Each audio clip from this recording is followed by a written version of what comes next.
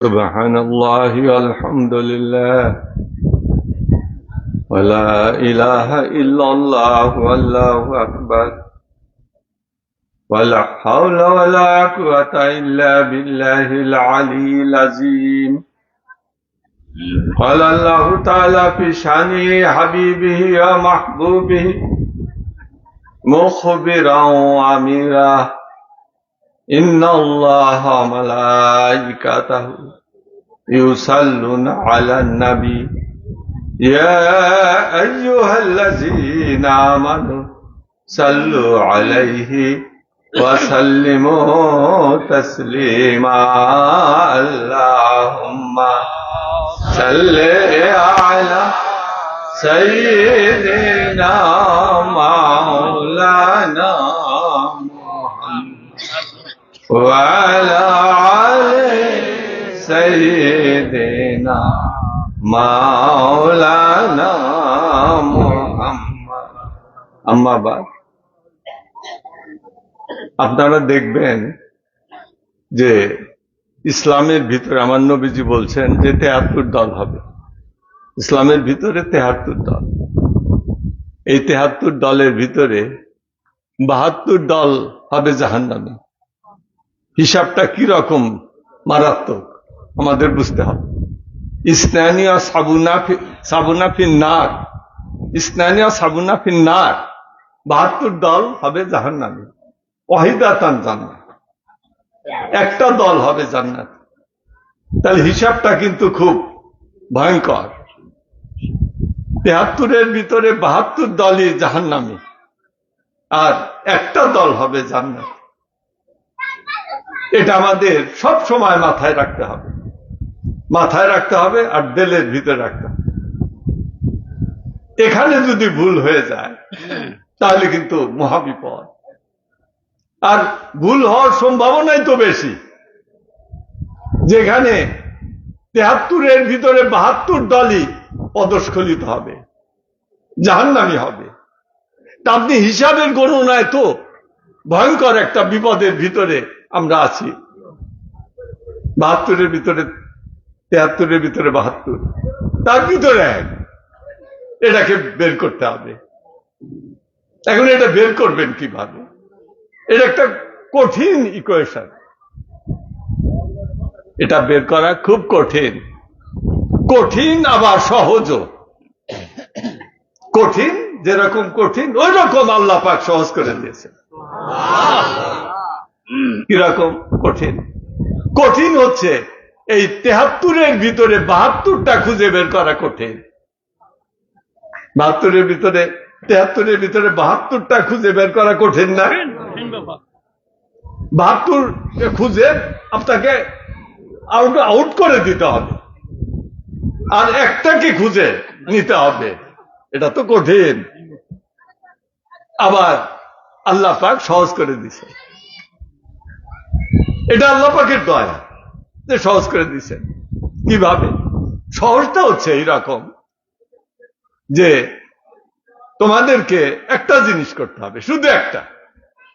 ওই ৭২ দলের আকীদাগুলো খুঁজে খুঁজে দেখার সময় নাই। ৭২ দলের আকীদা খুঁজে খুঁজে দেখার সময় আছে? তোমার এই অল্প হায়াতের সময়ের ভিতরে এত দলকে খোঁজাখুঁজি করবে কি করে? আরে এত জ্ঞান তোমার ভিতরে নাই।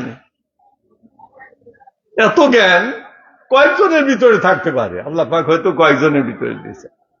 আল্লামা কয়জন? আলেম, আলেম দিয়ে ভরা, কিন্তু আল্লামা তো নাই। আল্লামা খুব কম। এজন্য ওই এলেমের বাহাদুরি করে তুমি এখানে কুলকেনারা করতে পারবে না। এখন তুমি কিভাবে তাহলে কুলকেনারা, যেটা সহজ করে দিচ্ছেন আল্লাহ পাক, সেটা হচ্ছে আল্লাহ পাক কোরআনের ভিতরে সহজ করে দিচ্ছেন। সেই সহজটা কি? আল্লাহ পাক কোরআনের ভিতরে বলছেন, আল্লাহ ইন্না আউলিয়াল্লাহি লা খাউফুন আলাইহিম ওয়া লা হুম ইয়াহজানুন। সহজ হয়ে গেছে, সহজ করে দিচ্ছেন। কোরআনের ভিতরে একটা আয়াত দিয়ে আল্লাহ পাক সবকিছু সহজ করে দিচ্ছেন। অর্থাৎ আল্লাহর ওলিগণের কোনো ভয় নাই। এবং কোন অবস্থাতেই তারা চিন্তিত হবেন না বা ভয়গ্রস্ত হবেন না। এখন যদি তুমি খুঁজে খুঁজে ওই আল্লাহর ওলিদের দলটা বের করতে পারো, তাহলে তো সমাধান হয়ে গেল। এখন তুমি কিভাবে আল্লাহর ওলিদের দলকে খুঁজে বের করবে? সেটা একটা উপায়, সেটা হচ্ছে তোমাকে ইসলামের ইতিহাস পড়তে হবে।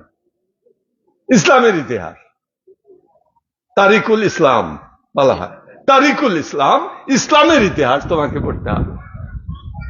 দয়াল নবীজি থেকে শুরু করে ইসলামের ইতিহাস পড়ো, পড়ে দেখবে যে ইসলামের ইতিহাসের ভিতরে আল্লাহর ওলিদের যে নামগুলো আছে বা জীবনীগুলো আছে, ওইগুলো একটু পড়ো মনোযোগের সঙ্গে, তাহলে সমস্ত সমাধান তুমি পেয়ে যাবে। আল্লাহর ওলিগণ ওই সময় থেকে দেখো, আল্লাহর ওলিগণ যেমন আল্লাহর ওলিগণ কারা ছিলেন আমরা দেখব যে সাহাবীদের ভিতরেও আল্লাহর মহান মহান ওলি আছেন, তাবেঈনদের ভিতরে আল্লাহর মহান ওলি অনেক, তাবেঈন আল্লাহর মহান ওলি। তার ভিতরে হযরত খাজা হাসান আল বসরি তাবেঈন, আল্লাহর মহান ওলি, মহান মুজাদ্দিদ। তার জীবনীটা পড়ো, তিনি কি দল তৈরি করে গেছেন, কি মযহাব তৈরি করে গেছেন, কি তরিকা তিনি প্রচার করে গেছেন, ওটা দেখো। এবং তার যে ধারাবাহিকতায় সিলসিলা, আমরা বলি সিলসিলা, ওই সিলসিলা অনুযায়ী এ পর্যন্ত কিভাবে আসলো ওটাও একটু দেখো। এরপরে আরো নিচের দিকে নামতে থাকো। হযরত মুজাদ্দিদ, হযরত বড় পীর আব্দুল কাদের জিলানী, ওনার জীবনীটা পড়ো একটা। দয়াল নবীজির 500 বছর পর তিনি আসছেন, দয়াল নবীজির 500 বছর পর হযরত বড় পীর আব্দুল কাদের জিলানী রহমাতুল্লাহ আলাইহ, যাকে তরিকতের ভাষায় বলা হয় মুজাদ্দিদে আলফে আওয়াল, মুজাদ্দিদে আলফে আওয়াল, প্রথম সহস্র বছরের মুজাদ্দিদ। দয়াল নবীজির 500 বছর পরে আসলেন, কিন্তু মর্যাদাটা নিয়ে আসলেন 1000 বছরের মর্যাদা, 1000 বছরের মর্যাদা। মুজাদ্দিদে আলফে আওয়াল, 1000 বছরের মুজাদ্দিদ, সেই ক্ষমতা নিয়ে আসলেন। তিনি যখন বলতেন কুম্বি ইজদি, এমনি তো আমার হুকুমে জেন্দা হও, মৃত জেন্দা হয়ে যেত না। এগুলো তো সত্য, আমাদের চোখের সামনের ইতিহাস, হিস্ট্রিক্যাল বলা হয়, ঐতিহাসিক, ঐতিহাসিক ব্যক্তিত্ব, প্রি হিস্ট্রিক্যাল না। ওই আদিম যুগে তোমাকে যেতে হবে না। এগুলো একবারে তার, ওনার আব্বা জানের নাম কি, ওনার আম্মা জানের নাম কি, সব আছে না জান আমাদের। তিনি ইন্তেকাল করলেন, তার পবিত্র মাজার শরীফ কোথায় তাও তো জানি। তার যে তরিকাটা এই 1000 বছর হলো চলে আসতেছে, সিলসিলা, ওটা আমরা জানি না। তরিকায় কাদরিয়া জানি। এরপরে খুঁজতে থাকো আরো, হযরত খাজা বাহাউদ্দিন নকশবন্দ রহমাতুল্লাহ আলাইহ, আমাদের এই তরিকার মহান বাদশাহ, তার জীবনী পড়ো। তিনি মুজাদ্দিদ জামান, জামানার মহান মুজাদ্দিদ। ওই ধারাবাহিকতায় চলতে চলতে নিচের দিকে আসো সিলসিলা, এসে দেখবে হযরত মুজাদ্দিদে আলফে সানি, আমাদের এই মুজাদ্দিদের তরিকার যিনি মহান বাদশাহ ইমাম। নাম শোনো নাই? তার নাম ভুলে গেলে বাঁচবা, আমাদের আত্মার মৃত্যু হয়ে যাবে। যদি হযরত মুজাদ্দিদ আলফে সানি রহমাতুল্লাহ আলাইহ নাম ভুলে যাও, তাহলে আমাদের আত্মার মৃত্যু হবে, বলা যাবে না। আল্লাহর ওলিদের নাম কি বলা যাবে? বলা যাবে না।